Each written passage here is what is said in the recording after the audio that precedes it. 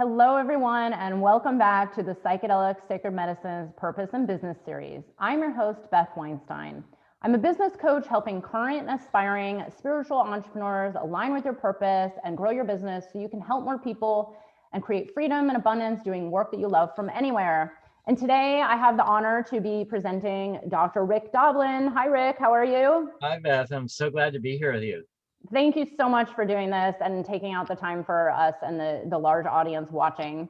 So I'll just introduce you really quickly. So Rick Doblin is the founder and executive director of the Multidisciplinary Association for Psychedelic Studies, also known as MAPS.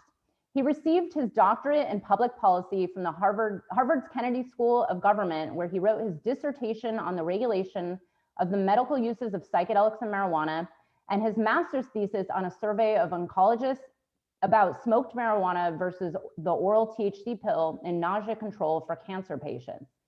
His undergraduate thesis at New College of Florida was a 25-year follow-up to the classic Good Friday experiment, which evaluated the potential of psychedelic drugs to catalyze religious experiences. He also conducted a 34-year follow-up study to Timothy Leary's Concord prison experiment. Rick studied with Dr. Stanislav Grof and was among the first to be certified as a holotropic breathwork practitioner. His professional goal is to help develop legal context for the beneficial uses of psychedelics and marijuana, primarily as prescription medicines, but also for personal growth for otherwise healthy people, and eventually to become a legally licensed psychedelic therapist. Yes. He founded MAPS in 1986 and currently resides in Boston with his wife, dog, and empty rooms from 3 children, one of whom is in college and 2 have graduated. And we're gonna have some links in today's email where this interview is to Rick's TED Talk, as well as some free essays and books that you can get at maps.org. So Rick, I'm cracking up because you still wanna be a therapist one day. But it will only have been like a roughly 50-year detour to legalize psychedelic medicine. One day you'll have a client, you know.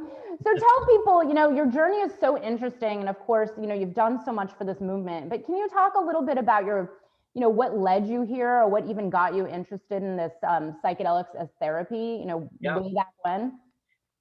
Yeah, well, you know, before we started recording, we both talked about how I grew up in Skokie, Illinois, and you had connections to Skokie also with relatives and yourself. And so when I was 6 years old and I was living in Skokie, I thought the entire world was Jewish.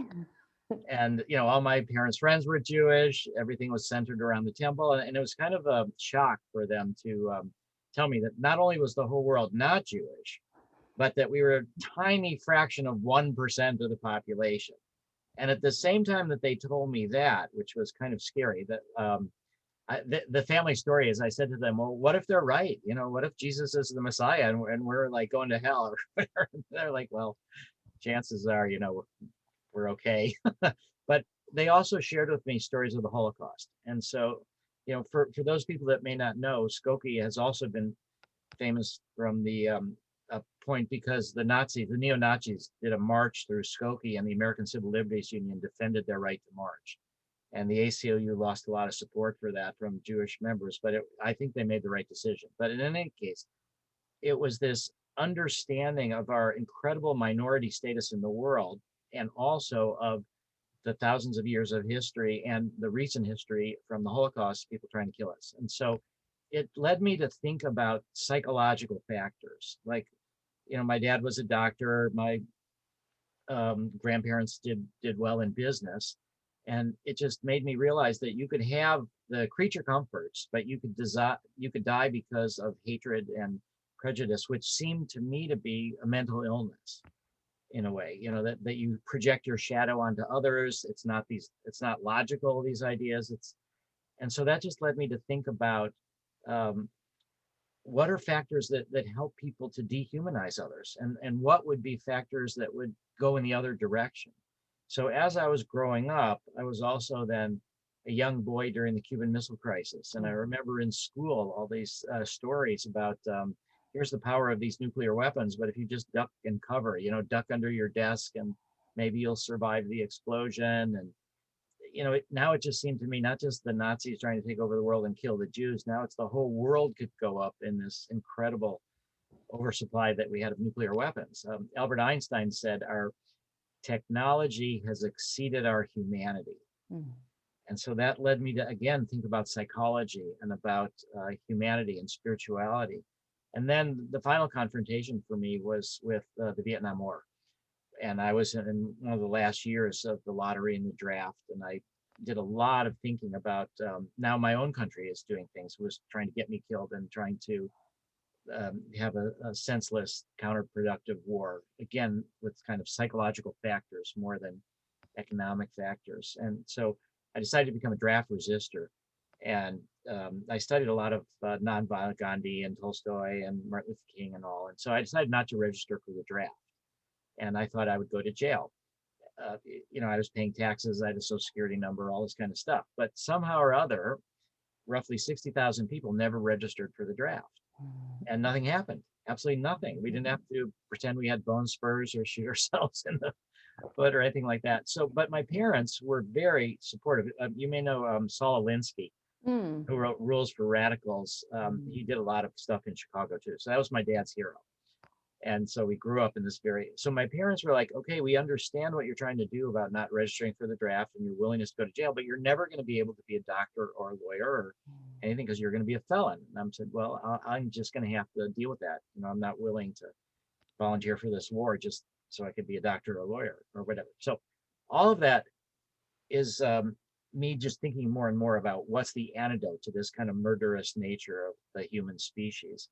And at the same time that was going on, my parents didn't drink, they didn't smoke. And so I believed all the anti-drug propaganda. I thought that if you took LSD about 5 or 6 times, you were certifiably insane. Mm-hmm. That was the story that was going around. You have to be very careful. 5 or 6 times you are over the edge and there's no coming back. I also believed in chromosome damage. Now that was a big thing, that you're going to hurt your chromosomes and have deformed babies. Amazingly, the first date that I ever had with my wife, now this is back in 1989, it was kind of a funny family story now. She said, I'm just interested in, what you're doing. We're sort of meeting for the first time, basically. And she's saying, but I would never, ever have a real romance with you because you've done so much LSD. We would have giraffes or something if we had kids. And I was like, well, let me defend my sperm. So that was our first date discussion. But in any case, I believed all this stuff as I was growing up. And it was a book that really changed everything for me. 2 books.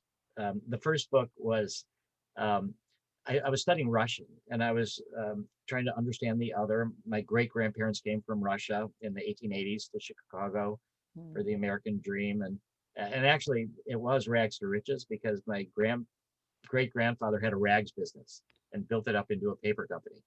So it was literally rags. And there's a story about how he'd be on his horse collecting rags during the winter in Chicago, and he'd freeze to the saddle, and his great grandmother had to come and like pour water on him to unfreeze him from the horse and stuff. But in any case, it was this kind of very much of this sense of obligation that I had this multi-generational history behind me to work on deeper threats. And when I was in my Russian class, I was trying to understand these people that might, throw bombs at us and stuff. And I spent the summer in Russia after I was 16, after my junior year of high school, and I did all sorts of stuff there. But this guy in my Russian class gave me this book to read, and I loved it. And when I handed it back to him, he said, do you realize that this author wrote some of this book under the influence of LSD? I'm like, impossible. LSD is disorienting, hallucinations, crazy, and he said, no, check it out. It turned out he was true. It was right. And it was One Flew Over the Cuckoo's Nest by Ken Kesey, some of which was written under the influence of LSD. So that was the sort of crack in the propaganda for me. And then when I was at college, at New College in Florida, which was an experimental school, no grades, all written evaluations. The students' curiosity is the most important thing. Everybody had to do a senior thesis. You could do off-campus study. You could do independent study stuff. That's where I started taking a bunch of LSD and mescaline. And I had these intimations of sort of ego dissolution and connection with something, the historical, meaning evolutionary time from the Big Bang, all these kind of intimations, but I had very difficult emotional experiences. I wasn't able to let go. I was, not such a strong ego. I was insecure with a lot of things. And so, but I felt this was after 1970 when the Controlled Substances Act came in, and the 60s had crashed and burned, and psychedelic research was wiped out around the world. And I started feeling like this is something important here, that it's different from what I was told, and that I felt that there was political implications of the mystical experience, that if you feel this connection to everything, then we're part of, we have more in common with people that are different from us than we have differences. Our genes are 99.9 whatever percent. There's a few differences of skin color or things, but primarily we're the same. And I felt that that was the antidote to genocide and to fundamentalism and to racism and to being motivated by fears and anxieties. But I had such a difficult time. I went to the guidance counselor at my college, and I said, I need help with my tripping. Now this is 1972. If you do that now, you might be kicked out of school or something. But for me, at the time, it was a lot of inner voyaging people were doing. And this guidance counselor, this is just like one of the luckiest things ever happened in my whole life. This guidance counselor handed me another book, and he said, you might want to read this. And it was Realms of the Human Unconscious, Observations from LSD Research by Stanislav Grof, who is one of the world's leading psychedelic researchers, a founder of transpersonal psychology. He's 89 years old now. He's just written summation of his life's work called The Way of the Psychonaut, Encyclopedias for Inner Journeys.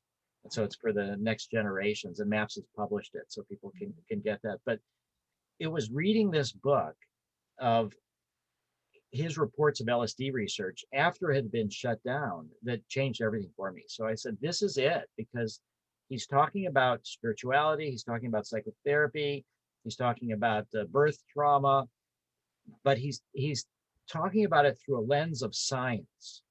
It wasn't through a lens of mythology, religion, fundamentalism. It was through a lens of science. And he was acknowledging that this unit of mystical experience can have these attitude changes. But overall, it was connected with a reality check, which was therapy.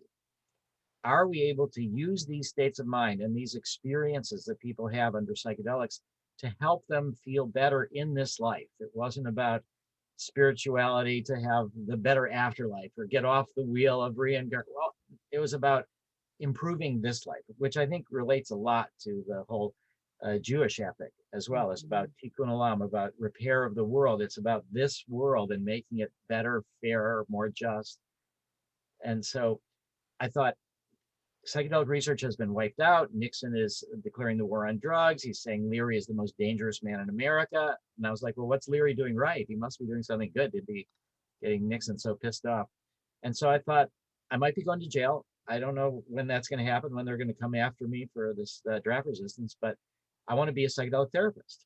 And I want to go through psychedelic therapy. And this seems like the best contribution that I could make to the world. And what I'm just so lucky about is now I'm almost 67. Next month, I'll be 67.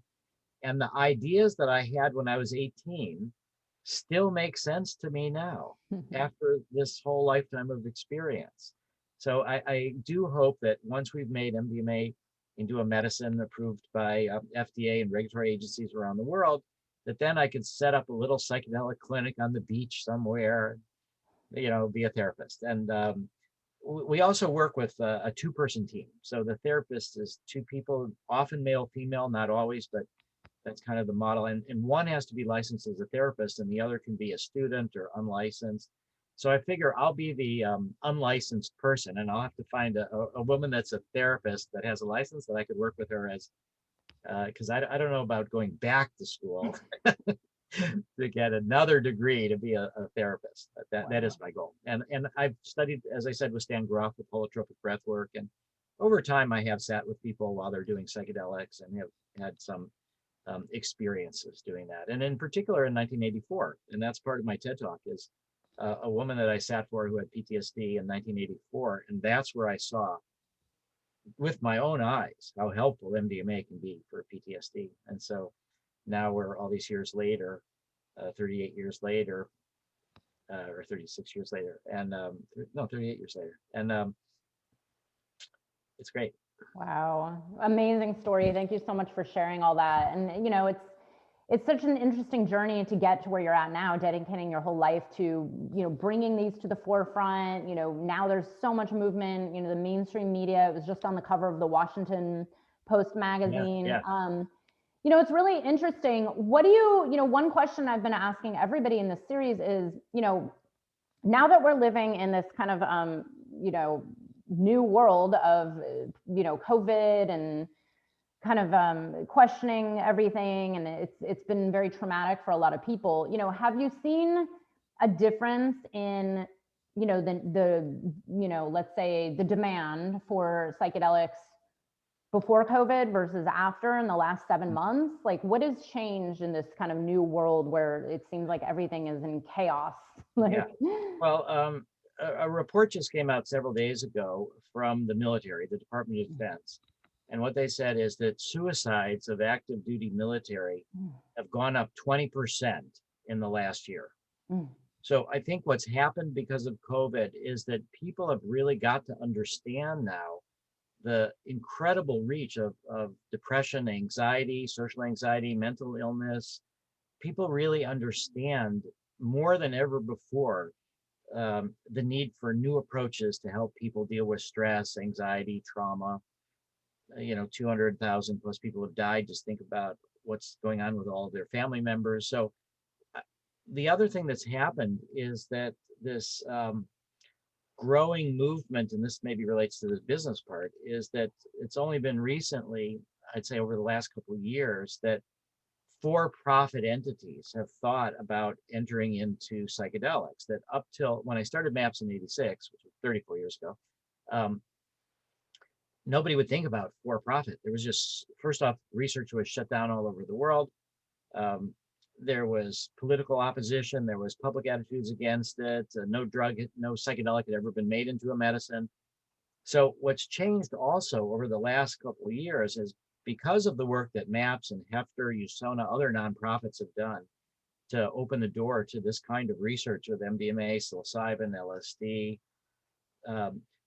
it's changed cultural attitudes. And so what we just had about 2 weeks ago, was Compass Pathways, a for-profit company working on psilocybin, went public, and now they have like a $1.3 billion market cap, and they're only in phase 2, and we're in phase 3. So what that means is that we've taken in over $100 million in donations, which is astonishing over the course of all donations. And so we have built an enormous amount of public value. You know, who knows what it would be worth, but we are very close in only a couple more weeks to find out if our first of 2 phase 3 studies of MDMA-assisted psychotherapy for PTSD was statistically significant. We've just completed a $30 million fundraising campaign called the Capstone Challenge. There was a great article in the Wall Street Journal about it that was about where all the donors come from. And the donors come from mainstream America. I mean, these are successful people from tech, from Wall Street, from inherited. We just have an incredible collection and bipartisan. And then the other thing that's been happening at the same time is this 30-year effort since 1990 for us to do research inside the Veterans Administration. And so we've just signed a CRADA, which is a Collaborative Research and Development Agreement with the Bronx VA about an MDMA study that will take place. And the FDA has approved the protocol. So now it's going to the Institutional Review Board at the Bronx VA, and we'll know by the middle of November. We think they're going to approve it. The Loma Linda VA has approved a study for MDMA that the FDA has also approved. Their IRB has already approved it. We're waiting for the state of California approval. And so we're sort of seeing this kind of mainstream acceptance because of the need and because of the fact that MAPS is now 100 people, all supported by donations. And then there's 2 separate entities.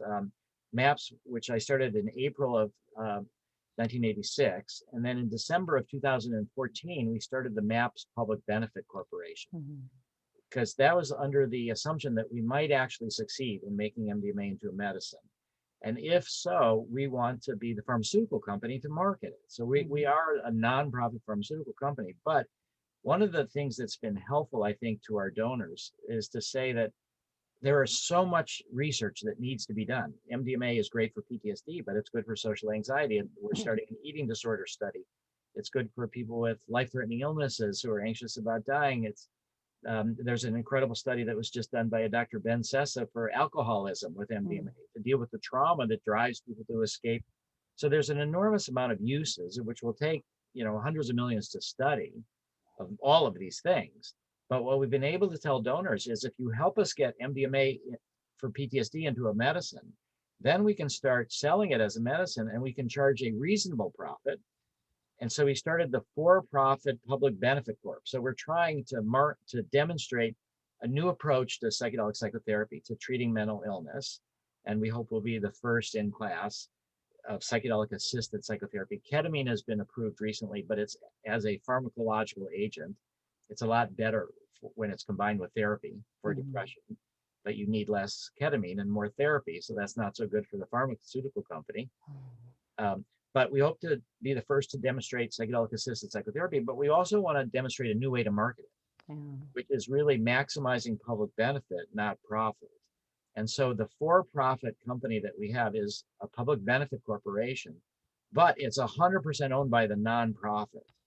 And so that's our corporate structure. And so we are trying to demonstrate how nonprofit is different than for-profit.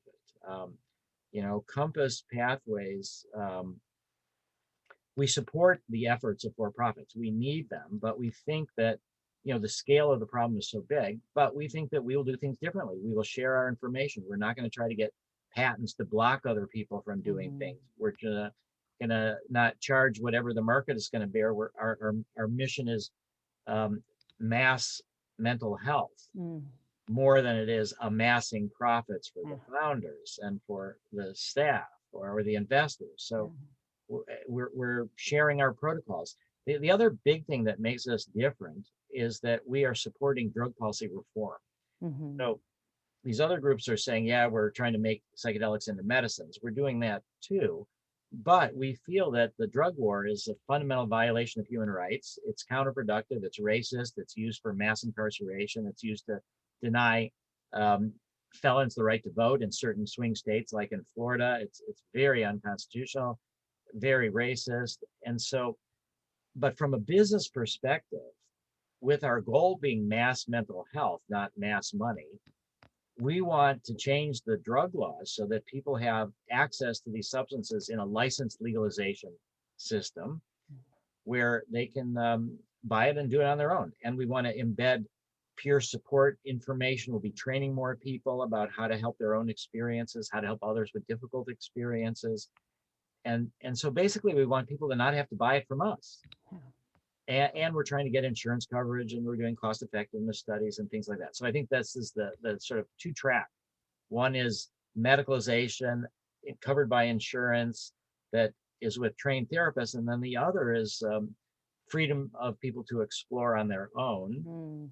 And a lot of times people can heal themselves, particularly if it's earlier after the trauma. If you don't wait till it kind of solidifies into chronic PTSD, it should be easier to treat.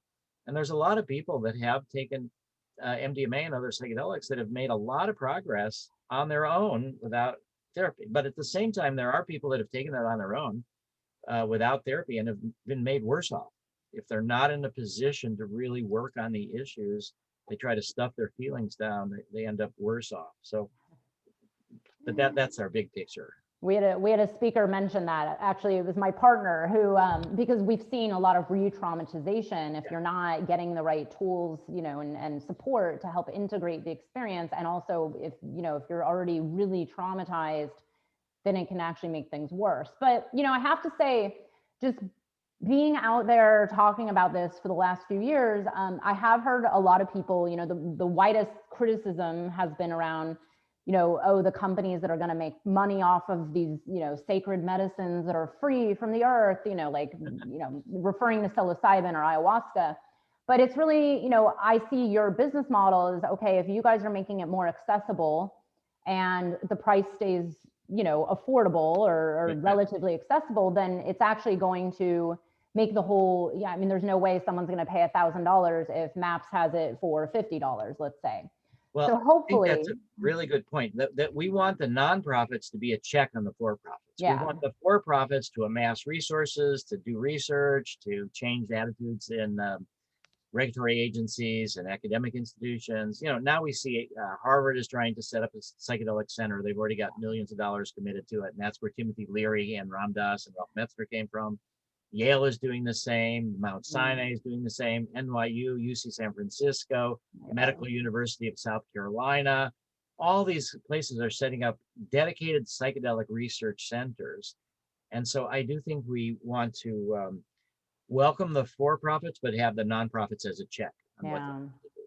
Yeah, accessibility, I think, will always be this larger conversation, especially, you know, you've mentioned racism. You know, I've had a lot of BIPOC speakers in the series, and it has come up, and you know, there's been a whole conversation around this as well, is, you know, how do we make these accessible when, you know, it right now, I mean, I guess depending on who you're working with, it can be upwards of, you know, thousands of dollars for just a few sessions. But the one thing I want to talk about that you've said, and, you know, it's even part of your bio, is, you know, being able to access these medicines for your own personal use, your own personal growth for otherwise healthy individuals. So let's talk about that, because that was the one thing that kept calling me to talk about this more publicly, you know, years ago.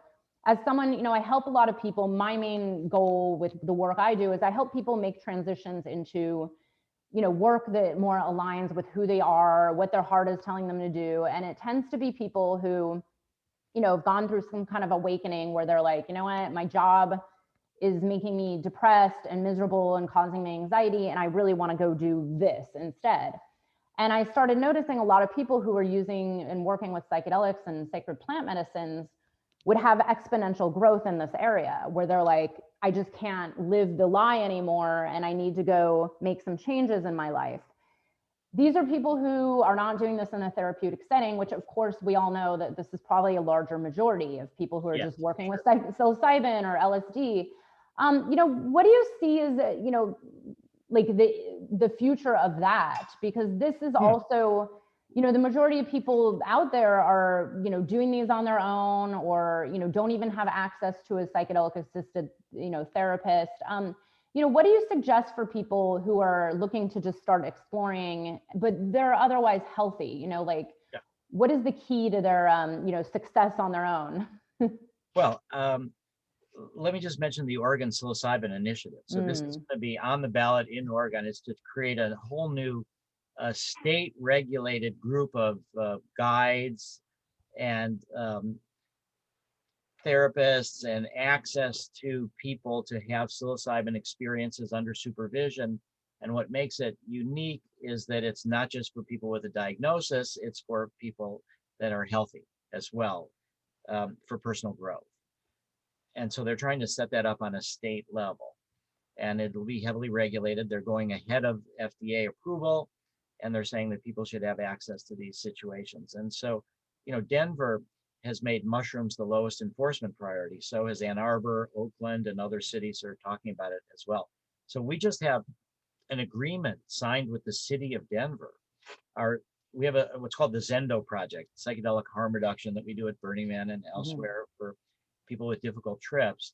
And so we have this agreement with the city of Denver to educate their first responders, the police, the hospitals, the emergency room people, about what happens if they get somebody with a difficult mushroom trip. How do you de-escalate? Don't tranquilize them, support them, call other people that we're going to be training. So I think for these groups that are using it, most people that are using it for personal growth that don't have a psychiatric diagnosis, they really need a lot of honest education. So far, we've had a lot of dishonest education that exaggerates the risks and minimizes or denies the benefits. There's impure drugs. How do people know what they're really getting? That's another big issue as well. And so we need more drug checking. We need treatment on demand. We need honest education, but we need to embed in the culture an understanding that difficult is not the same as bad.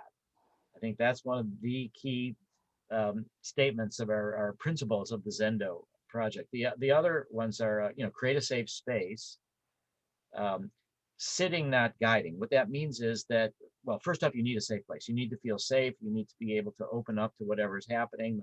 Whoever is the supporter, the sitter with you, creates a safe space. Then sitting, not guiding means that we follow what's emerging from the person. Our therapeutic method is not that we have guided imagery or we have a superimposed cognitive behavioral therapy approach. It's we support what's coming. There's this sense of this inner wisdom that we call it the inner healing intelligence. And we all know that that's the case for our body. Our body has this healing intelligence. Without our conscious intention, it heals itself wherever it can. You have to remove the impediments. Similar thing we think is going on with the psyche. The impediments are fear, trauma, certain kind of patterns of thought or addiction or things like that. We have to sort of help, but this wisdom of what's emerging into awareness is somehow ordered, and we support that. The other is difficult is not the same as bad. That's really important to know. And the other is that we talk through, not talk down. Meaning that we don't say, oh, you're having a difficult time. Well, look at these rainbows and butterflies and the world is beautiful. It's like, what's bothering you? Let's go into it. You go into it and through it. Stan Grof has said this beautiful thing, which is the full expression of an emotion is the funeral pyre of that emotion, meaning that everything changes. And if you can fully feel being trapped and you sort of go into that you're in hell and you're never going to get out, once you accept that, then you sort of move on. And you don't actually get out, but it becomes part rather than the whole. So there's a part of us that's always trapped, but a part of us that's always seeing new things.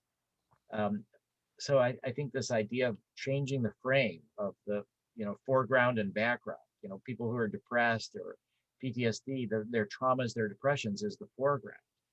And then you can sort of say those things are still true, those things still happen, but they can be you can grow beyond them.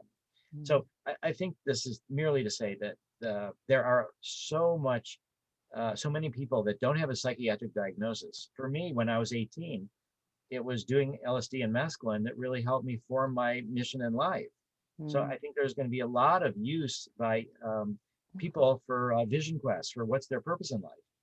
At the same time, when we were sharing stories before we started about our parents, relatives who died, there's going to be a great use of psychedelics at the end of life to help people let go and to have these beautiful moments of recapitulating their lives with their loved ones. Well, MDMA, for people that are dying, MDMA has an anti-pain effect. So we've worked with cancer patients who are on opiates for pain, but the opiates make them numbed out. But you add MDMA to it, and now the stimulant properties of MDMA wake them up. It's synergistic, better pain control. They're open-hearted, and they could say goodbye to their loved ones in this kind of miraculous period of hours where they're there. In the middle of life, we all talk about the midlife crisis, or a lot of the people you're trying to coach, or they talk about building, climbing the ladder of success, only to realize it's up against the wrong wall. So psychedelics in midlife are great. There's a series of challenges at every stage of our life, and I think psychedelics can play a role in that. And the more that it's available to people who don't have a psychiatric diagnosis, it'll be like preventative medicine. It will prevent people from getting these diagnoses. And so we need that. I think it's very important for spirituality, for personal growth, but we shouldn't have to be part of a, quote, organized religion. So it shouldn't depend on religious freedom. It shouldn't depend on having a psychiatric diagnosis, but just as part of our ordinary development. And I'll just say one last thing, which is that we talk about mainstreaming psychedelics and bringing it into Western culture, but that implies that it's never been mainstream before. But actually the origins of our culture from 1600 BC in the Greeks to 396 AD was the Eleusinian Mysteries. Everybody, Plato, Socrates, Pythagoras, everybody that we think of as the foundations of Western culture participated in the Eleusinian Mysteries that had at its core a potion called Kikion that was a psychedelic potion. And they had a mystical experience, and it was wiped out by the Catholic Church in 396, which wanted to be the intermediary between you and God. And so you could say that we've had this kind of suppression of this thing. You know, the conquistadors, when they came to the New World, one of the first things they did was kill the shamans and drive the shamans that were using mushrooms and peyote, kill them. They were a direct experience of spirituality that people could have. And this organized religion, and some of them at least, wanted to be the intermediary between you and spirituality. But that also permitted, you could say, our rational mind to flourish as we suppressed all these other things. And that's led to this fact that we can talk right now in a miraculous example of science, distant, and people can watch, and it's miraculous what we're doing. Of course, it follows the rules of science and physics and things like that. But now we're at the stage of humanity where we're destroying the world. We're wiping out the environment. We are driving species into extinction at an alarming rate. Climate change is changing things, and that we have more destructive weapons than we've ever had before. And we see now from political leaders around the world the ability to tell false stories and to motivate people based on tribalism and fears and anxieties, but the truth has been long gone. So as a human species, we are in grave danger. And so I think we need very much the experiences that psychedelics can produce. They're the healing experiences, the spiritual experiences, and to realize that, you could have billions of dollars, but if you live in a culture that's inflamed and at war, it's not a beautiful place to live. So that we need to have more equitable distribution of resources. And I think with our science, we can feed everybody. Everybody could have a really good life if we just had that core essential mission of fairness and public benefit. Yeah. Wow. Thank you so much for sharing. So actually, speaking of, personal freedom to choose to ingest whatever you want into your own body, something that's come up a lot. So I ask a question every time someone joins our Facebook group. There's almost 2,000 people in there. And the one response I see more than any is that so many people want to incorporate psychedelic work into their business. A lot of people are coaches or healers or, non-licensed therapists, like some other sort of, a life coach or a somatic therapist that didn't get a license. I know people who are doing this illegally, like microdosing coaching exists.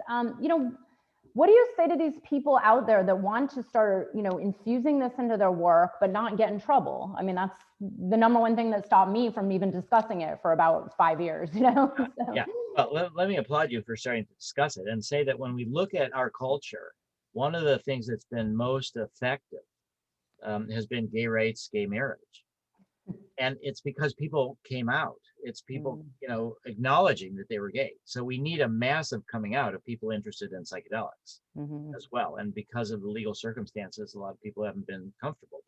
But as more and more people do that, that will change things a lot. But to all these people that are interested in not getting in trouble and doing this work, I think that there is a certain amount of risk that people need to accept. And I think that there's a challenge in that at least the medicalization route is going to require at least the lead therapist to be the one that has a license as a therapist. The other person, and this is what we're negotiating with FDA about the credentials of the second person. But I think there's opportunities to be partnered with somebody that has a license, an unlicensed person. So that's an opportunity. I think the other part is that there's ways, we have what's called the psychedelic integration list. So these are people, therapists, we have hundreds of people on our website that are offering services to coach or talk to people before they do a psychedelic experience and then talk to them afterwards to help integrate it. But they stay away from actually saying we're going to offer psychedelic experiences. So that's one way to kind of do it safely, is you're not actually directly involved in illegal behavior. You're just talking to people about their interest in exploring psychedelics, and then after they've done so, integrating. Also, there are ayahuasca circles all over America that are flourishing. Most of them are illegal because the Supreme Court accepted the União de Vegetal, the UDV Church. The Ninth Circuit accepted the Santo Daime, but those are specific religions, and most of the ayahuasca circles are not in those specific religious contexts. So technically they're illegal, but there's no enforcement really. Also because there's not really many problems. There can be problems, but at a time when we have opiate epidemics and so many people are dying from that, the police are not really looking at victimless crimes, you could say, like that. So I think the level of risk in certain situations is lower. You can bring people to the Netherlands for mushroom truffles, where those are legal. You could bring people down to Mexico for ibogaine, or bring it down to South America for ayahuasca. So there are opportunities, but I'd say for the people that are really interested in doing this work and not getting in trouble, they should really be speaking out to do this kind of coming out, and they should be working on drug policy reform to try to really make it so that we decriminalize or eventually legalize these drugs. Just to say our long-term plan, we think, is that 2023 or so, we hope to have MDMA approved as a medicine by the FDA, by the Israeli Ministry of Health, and by Health Canada. We are starting research in Europe now, assuming that our first phase 3 study is statistically significant, which we'll know at the end of this month. Then we're going to start a new $30 million fundraising campaign to bring MDMA for PTSD to Europe and around the world. And that will, I think, have a big impact as well. But what we're trying to do is to make it so that there are many opportunities for people to get involved. We need business people who know about running clinics. A lot of therapists are not business people, and trying to get them help to run a clinic. We need people who are connected to the insurance companies to help us figure out how to get insurance coverage. We're going to need body workers. We're going to need music therapies. We're going to need all sorts of skills to combine with psychedelics and the psychedelic clinics. So we think, let's say 2023, we think the psilocybin, compass pathways, usona, they're going to follow later near the end of 2023, 2024, something like that.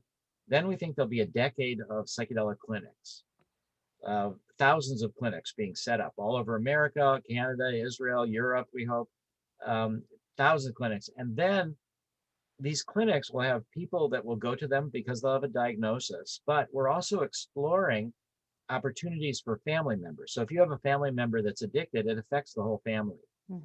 If you have a family member that has PTSD, it affects everyone they're in relationship with. And we've just done one study.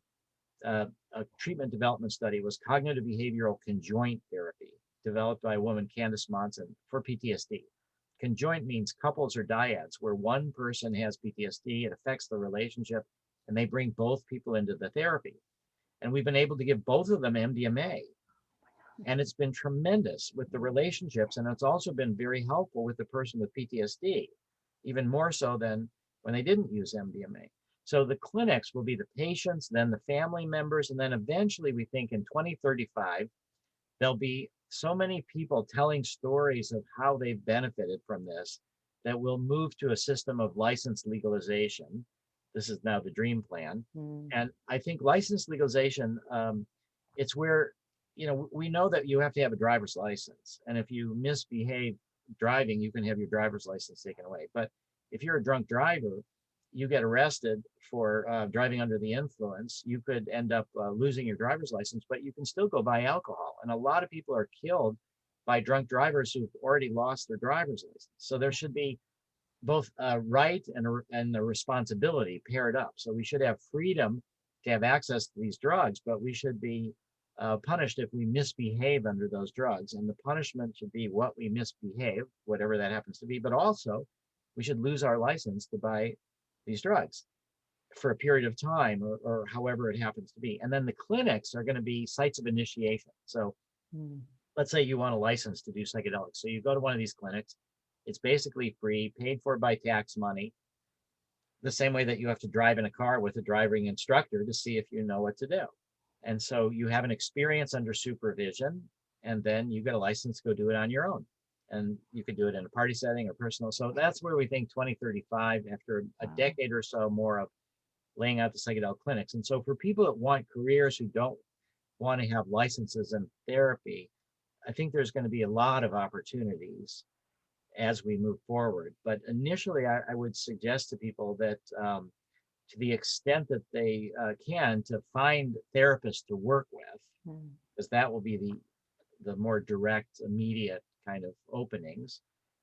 But also, I'd say we have the treatment manual that describes our therapeutic approach and what's called adherence criteria. So we have adherence raters that watch the videotapes to provide supervision to the psychedelic therapists, and it's a way to score, how well they're doing on certain dimensions. And so, again, because we're nonprofit, this is all for free up on our website. So you can read the treatment manual, the adherence criteria, learn about psychedelic therapy. I'd say Stan Grof's book, Way of the Psychonaut, is good for people to read. There's a lot of literature about psychedelic therapy, but the most important thing of all is your own experiences. And I think the more that you can have them, and not just like take it on your own, but have someone sit for you. Because when you have someone sit for you, what that means is that the part of your brain that always is thinking about your own survival, if you're tripping by yourself at home, what's going to happen when the doorbell rings, or what's going to happen when the phone rings, or who knows, or what's happened when you really go inner and you lose this sense of what's inside, what's outside, because you're so wrapped up into these painful or ecstatic memories. So having someone there that's sort of your reality check, that permits you to go even deeper. And so I'd say practice with each other and have your own experiences. And also I should say that you can get to anywhere that you can get to with psychedelics without psychedelics. It's a lot harder. You can do it sometimes with meditation or gratuitous grace. They sometimes say it just comes on you, these spiritual experiences. But the reason I want to emphasize that is that when you take psychedelics, you're not having a psychedelic experience. You're having a human experience that the psychedelic helped you see. So in a way, when you look through a telescope, you're not having a telescope experience. You're having an experience of the cosmos that the telescope helped you see. Similarly with a microscope, you're having an experience of these inner worlds that are too small to see otherwise. But when you have a psychedelic experience, it's a human experience, and you can get there. Stan Grof developed holotropic breath work, which is just hyperventilation to stimulate a lot of the same things. Although, while that's true, for most people, and for me, it's more reliable to take psychedelics. And I think because we're at such a crisis of time and a crisis of suffering, we should try to use those tools that are more efficient. But we don't ever want to make the claim that it's only through psychedelics that you can get to these experiences. Of course. Wow, Rick, thank you so much. This has been an amazing conversation. You give me a lot of hope for the future. Good. Well, I think. Well, I've always been optimistic. Yeah. Well, I want to say that you mentioned before the Washington Post article. Yeah. It was the cover of the Sunday Washington Post magazine just last Sunday, and we're trying to figure out. It's about our efforts to train therapists of color and to do inclusion, but we're thinking, why 1 month before the election in Washington D.C. on the cover of the magazine they put this story about psychedelics. And the reason we think is because it was a hopeful story. People need hope. It's about healing. It's about inclusion. And I think a lot of people have had that impression from reading that story. It's very hopeful. No, that's good, because a lot of people are feeling very hopeless this year. And, I'm one of those people that believed, even the day our current president was elected in 2016, I thought, okay, I think there's only going to be goodness that comes out of this, even though it's going to be a very rough patch, because I do believe this is what it takes to have large scale social change. Yeah. It's not always easy and comfortable, and this year we're seeing it played out in every single way possible. And every day there's something new. Even today there's something new, and it's, but I do believe the outlook is positive, I think, eventually. Yeah. The long arc of history bends towards justice. Sometimes it's hard to see, and sometimes it goes backwards. And I think, we're in danger of a military takeover of the government just in a month. On the other hand, I think that's becoming less and less likely. But it's a challenge. We are at a cusp in our history that we've never quite been at risk in this same way. and it's very frightening. But I Yeah. think that this people who are feeling hopeless, that's what a lot of the authoritarians want you to feel. Yeah. So we've got to get out of the hopelessness, take action, and work for the common good.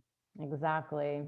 Exactly. Well, thank you so much. This was such an honor to have you here. Everybody will love and appreciate hearing all this. And, we have some free resources, your TED Talk, some resources from MAPS. We're also going to put in your donation link because, Thank you. and we'll, we're donating a portion of the proceeds for this series, which we've actually raised a lot so far. And a portion is going to MAPS. I'm also giving to, some other BIPOC, led nonprofits in the psychedelic space. So thank you so much for the work you're doing. Everybody out there greatly appreciates MAPS and all that the future holds.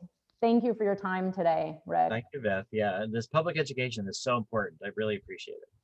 Yeah. Thank you. And we'll have more interviews later today, tomorrow on psychedelics, sacred medicines, purpose, and business. Thanks. Great.